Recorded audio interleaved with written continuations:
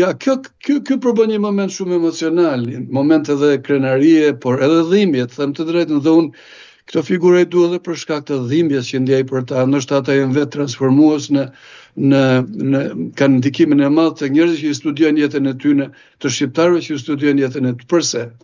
Në vitin 1923, Charles Telford Erickson, meqense po flasim për dy figurat, bashkë me ministrin e atëhershëm shqiptar në Britaninë e Madhe, patriotin e madh Mehmet Konica, më vonë edhe ministri i jashtëm e tjerë, shkojnë tek Aubrey Herbert për t'i afruar kunorën e mbretit të Shqipërisë.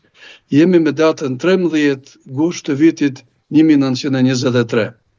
Ai në fakt e pranon, për t'i rënë shumë shkurt kësaj historie, kunorën dhe thotë që do t'isha njeriu më i lumtur dhe do t'isha shërbëtori më i përullur i kombit shqiptar nëse mund m'jepet kjo mundësi, por shëndeti kam frikë se m'len për shkak se mjekët do m'kaloj një operacion që nuk m'jep më shumë se 50% garanci.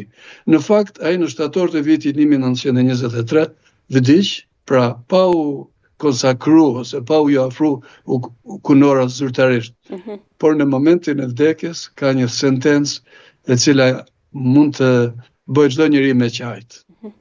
Në çastin e fundit jetës i thot Elizabetës, konteshës Elizabeth, asaj që ka qenë kontesh e Highclere Castle, një ndër qendrat më të mëdha aristokratike të Britanisë së Madhe. Mami thot, unë po vdes, por po të lë amanet Shqipërinë.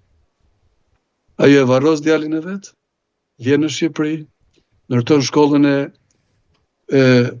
Qerretit, i ndihmon kosovarët që ishin atje, ndërton një fondacion antimalarje me parat e Rockefellerit në Washington, me cilin e prezanton vllai vet që ishte, kuptoni se me çfarë kategori njerëzish kemi të bëjmë. Ambasadori i Britanisë së Madhe, Sir Howard, ishte i vllai i Elizabeth Herbertit, ambasador në Washington. Ai e njeh me Rockefellerin dhe ai akordon një fond. Pastaj ajo ka sjell në Shqipëri bibliotekën e parë publike, të cilën sot e gjejmë në qendrën Sotir Kolea, janë në gjendje rreth 3200 libra edhe sot. Është fat i madh që përkundër gjithë atyre gjërave të cilat në cilat ka kalu populli shqiptar, ato libra janë rujt. Por gjithnjë në mënyrë tragjike, vetëm pak më duket 2-3 javë para se sa të hapej biblioteka, ajo bën një vdekje të papritur në Portofino. Dhe nusja domethënë e shoqja e të birit e Herbertit, Mary, bashkë me djalin tjetër Mervin, vinë në Shqipëri dhe e hapin bibliotekën. Pastaj ka edhe kontribute të tjera. Mund shohësh ndoshta një fotografi këtu në ekran? Po, duket, është e dukshme, ambasador. Po. Kjo është shkolla të cilën e ndërtoi në vitin 1926, mësu gabosh, 1927, mund t'jem gabim me datën, Elizabeth Herbert për kosovarët e Qerretit, të cilët ishin dëbuar me forcë nga shovinizmi serb. Ajo shkollë ka ekzistuar deri tani. Tani është bërë një shkollë shumë e bukur, e re, moderne, në borën e shkollës, vjetër, dhe shkolla e vjetër janë rujt klasat që i ka bërë ajo zvarë. Askush nuk kujdeset që ta kthejmë një muzeum.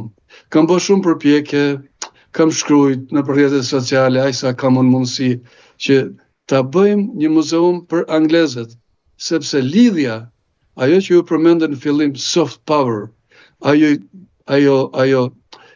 ganxhe fortë që na lidh ne me kombin britanik, nuk janë gjërat e kota që fliten sot nëpër televizore e nëpër media. Enver Hoxha i ka mohu të dy këto figura, njerëz të cilët kanë lënë jetën, kanë lënë familjen, kanë lënë amanetën në çastin e vdekjes për ne shqiptarët dhe për Shqipërinë. Dhe është mohu për 50 vjet, emri i tyre nuk është lejuar të përmendet asgjë kundi, po të përmendte njëri mund shkon te Burg dhe edhe mund të kenë shku.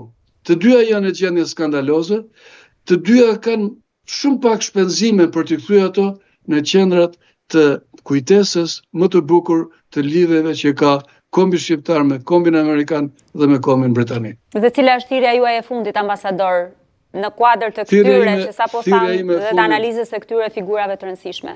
E keqja është se mas 35 vjetësh, për inercinë e asaj kohe, vazhdojnë të injorohen. Ajo që sot njihet si woke culture, ose mohimi traditës, sepse historia fillon vetëm sot, se dielli ka rënë sot, nuk është e vërtet. Unë jam habit që intelektual shumë të njohur ka marrë pjesë në promovimin e veprës së Aubrey Herbert, më thanë mrapa që ne nuk kemi dëgjuar kur emrin e këtij njeriu. Pra, është domosdoshme, mesazhi im është të futen në librat e shkollës, të njihen nxënësit e nivele ndryshme dhe të dinë se përse lidhjet e kombit amerikan, kombit britanik me kombin shqiptar kanë një fundament të jashtëzakonshëm i cili përbën bazën e të ardhmes marrëdhënieve tona.